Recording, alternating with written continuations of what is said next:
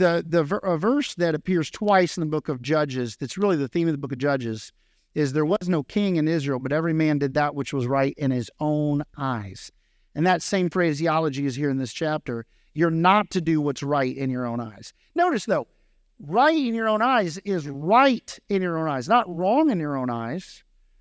So it's not talking about people who are like, well, I know what's wrong, I'm going to do it anyway. Some people are like, oh, this seems like God would really like this if I worship this way, right? And there's a chapter, one of the places that talks about it, talks about Micah, Mount Ephraim, and maybe it's Judges 17, but I might be totally off on the chapter. And he goes out and he goes out and he gets some silver. First he steals the silver and he hears the curse of his mother and gives it back to her and makes an idol, makes an ephod out of it, hires a priest for himself. He's doing all these things that are contrary to God's law. And he's just saying, now God's going to bless me. He's going to bless me because I got a priest. I paid a man to be my priest, which was contrary to God's word, even in this chapter. And I made an ephod, which was only for the priest, contrary to God's word.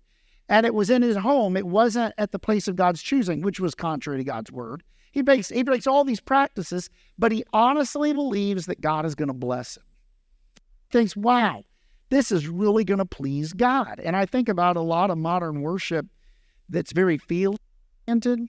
And there's nothing wrong with having good feelings because God made the whole man, body, soul, and spirit. Emotions are part of us.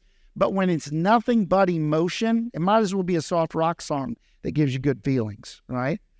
And it doesn't say anything about God. It doesn't speak any of his truth.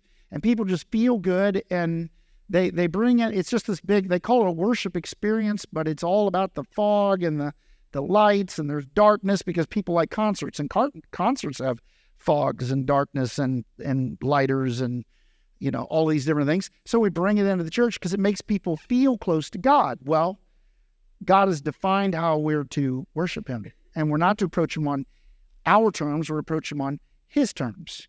And that's the regulative principle of worship. You remember what happened to Nadab and Abihu in Leviticus 10? That's right. They got creative with worship. They offered strange fire, and fire came out and burnt them, and they were priests. And it was God warning you, saying, because they did something that the Lord commanded not. Not that they did something God told them not to do. It's just that God didn't tell them to do it. They got creative. And God said, no, you're deviating already from the way that I've laid out for you to worship me.